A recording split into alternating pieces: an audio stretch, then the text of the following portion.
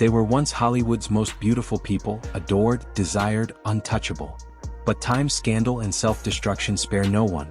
From movie legends to TV darlings, these stars went from red carpet royalty to unrecognizable shadows of their former selves.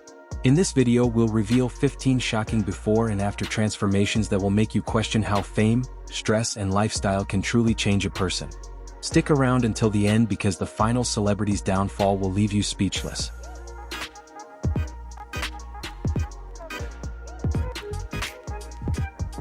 Chevy Chase.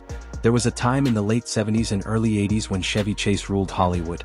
His slapstick falls made audiences roar. His charm filled theaters and his name alone guaranteed box office gold.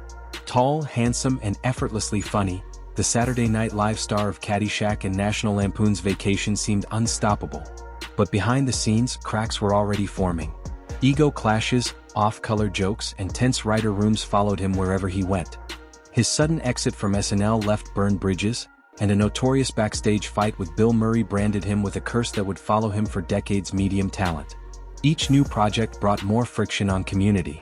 He had a shot at a career revival, but instead reignited old patterns, biting remarks, jokes that crossed the line, and an air of indifference that alienated castmates like Donald Glover and creator Dan Harmon. What could have been a comeback became another cautionary tale. As his reputation declined, so did his health. The once physical comedian now walks slower, his face puffy, his voice raspier. The sparkle in his grin has dimmed, replaced by the weariness of time.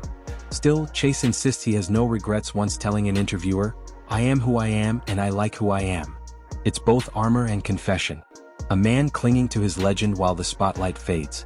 Today in his early 80s, Chevy lives quietly in upstate New York with his wife appearing occasionally at fan conventions.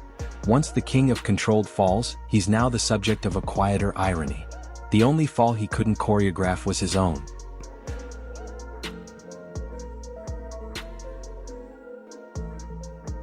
Marlon Brando. There are downfalls and then there's Marlon Brando's. The man who redefined acting, who turned male vulnerability into raw poetry, ended his life as a shadow of his former self, lost in excess, isolation, and regret. In the 1950s, Brando wasn't just a movie star. He was a cultural earthquake. His voice, his gaze, his physicality. Everything about him felt untamed, dangerous, and magnetic. With a streetcar named Desire and On the Waterfront, he changed acting forever, making it real, messy, and alive. Women adored him. Men wanted to be him, and Hollywood bowed to his brilliance. But genius came at a cost, and fame poisoned the gift that made him extraordinary. By the 1970s, when The Godfather revived his career, his body told a different story. Bloated, weary, and scarred by indulgence. On Apocalypse Now, he arrived overweight, unprepared, and demanded millions for minimal work. They shot him in shadows to hide his decline. The myth remained, but the man was hollow. Later, in The Island of Dr. Moreau, his eccentricities reached legend. He wore a bucket of ice as a hat and insisted on having a miniature double dressed like him. Directors feared him, producers endured him, and co-stars avoided him. The brilliance had turned bizarre. Off-camera tragedy consumed his life. His son went to prison. His daughter took her own life, and Brando retreated to his private island in Tahiti, surrounded by food memories and ghosts. He grew to nearly 400 pounds, rarely left home, and lived in nocturnal solitude. Yet, even in ruin, his presence remained hypnotic. His voice still thundered with authority. His eyes still hinted at the man who once changed cinema.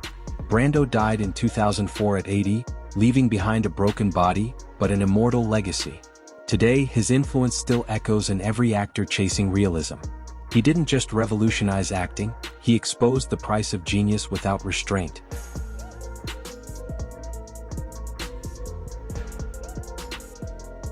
Madonna. For more than 4 decades, the name Madonna has meant provocation, power, and constant reinvention.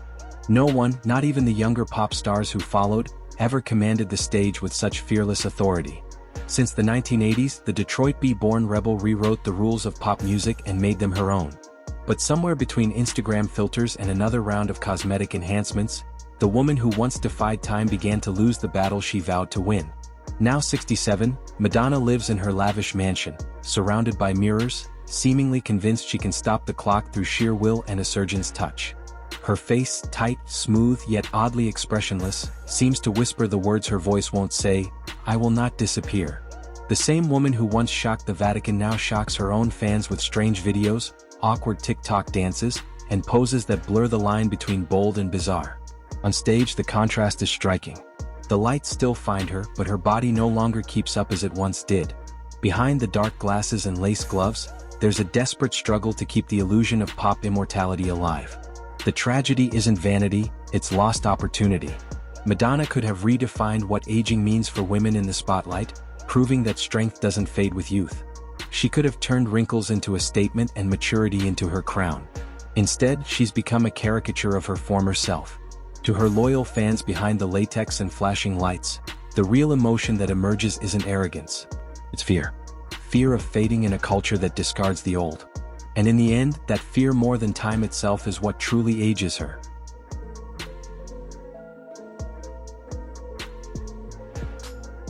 Val Kilmer in the 1980s, Val Kilmer wasn't just an actor, he was a phenomenon. From Top Gun to The Doors to Batman Forever, he dominated the screen with a dangerous mix of beauty, arrogance, and raw talent. With the jawline of a classic hero and the soul of a tortured artist, Kilmer was magnetic and impossible. On set, he clashed with directors, vanished without warning, and shut himself in his trailer for days. Joel Schumacher, who directed Batman Forever, famously called him difficult, while Tommy Lee Jones bluntly told him, "I can't sanction your buffoonery." Kilmer was brilliant but uncontrollable, and in Hollywood that's a curse. Years later, the fire dimmed. Cancer scarred his body and stole his voice, forcing him to communicate through an electronic device. The once perfect jaw now moves with effort, and the man who played Jim Morrison speaks mostly with his eyes. Yet in his fall there's grace. Unlike others who hide behind denial or cosmetic illusions, Kilmer chose to show his truth. In his intimate documentary Val, made from decades of personal footage, we see him laugh, grieve, and remember without masks, without pretense. The stone idol became human, and that vulnerability redeemed him. When illness silenced him, Kilmer found something fame never gave him: peace. He no longer chases stardom or perfection. His face, marked by scars, radiates calm and acceptance. Though frail, he continues to appear at art exhibits and fan events surrounded by love. His aging isn't tragic. It's honest, painful, and profoundly human. Val Kilmer didn't surrender to his illness. He turned it into his most powerful performance yet.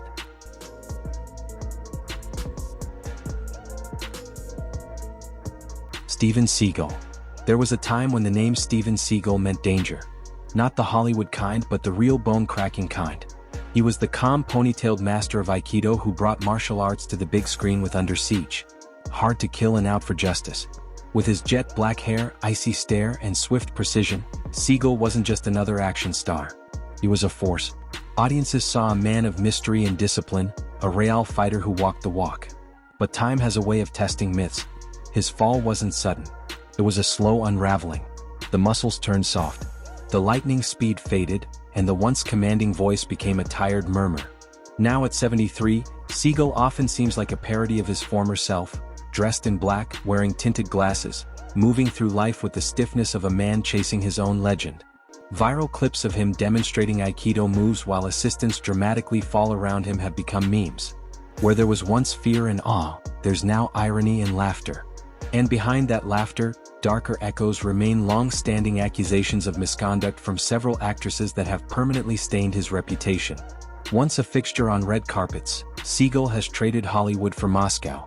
His friendship with Vladimir Putin, Russian citizenship, and outspoken political views have turned him from an American action icon into a strange emblem of propaganda. He still appears in low-budget straight-to-video films, but the fights are choreographed for others. He mostly sits, speaks slowly, and lets the stuntmen move for him. Titles like End of a Gun and Contract to Kill sound almost poetic now, like epitaphs for a career that fought too hard against time. Look closer and you'll see that his physical aging is only part of the story. The dyed hair, painted beard, and identical outfits all seem like armor against irrelevance. A costume meant to protect the illusion of the indestructible warrior he once was.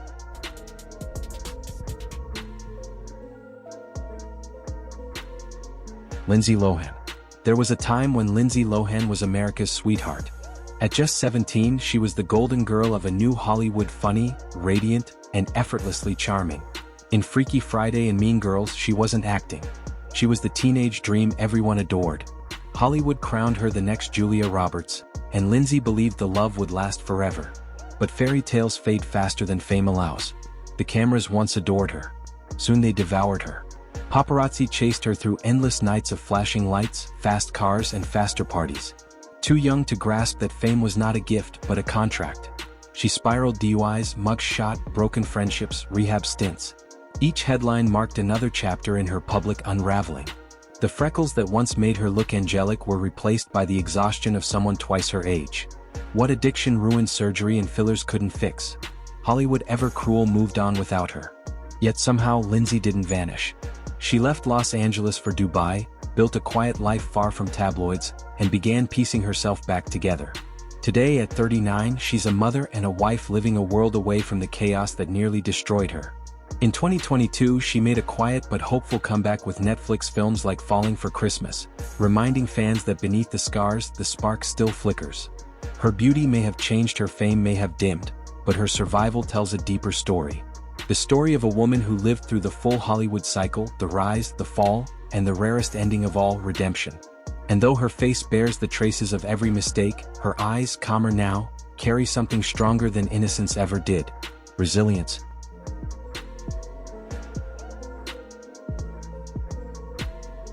Nick Nolte. There was a time when Nick Nolte embodied everything Hollywood thought a man should be.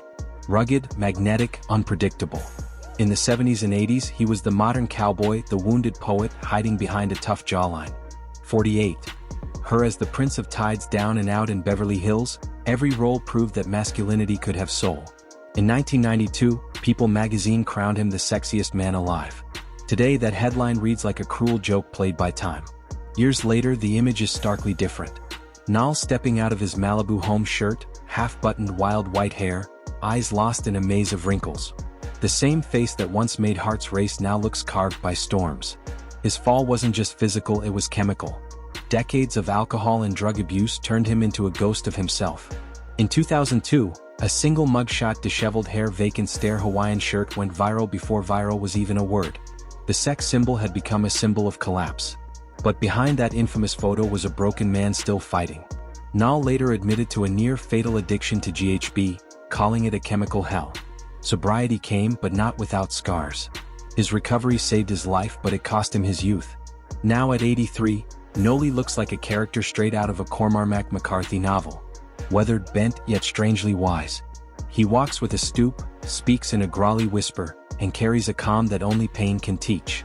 He rarely acts anymore, but when he does, the room falls silent. People no longer see a fallen star. They see a survivor. His aging isn't tragic. It's truthful. Every line on his face tells the story of a man who lived hard, loved recklessly, and refused to hide the consequences. Nick Nolte didn't age badly. He aged honestly. Then and now, 2025. Thank you for watching. Don't forget to like, share, and subscribe to the channel so you don't miss any new videos. See you in the next one.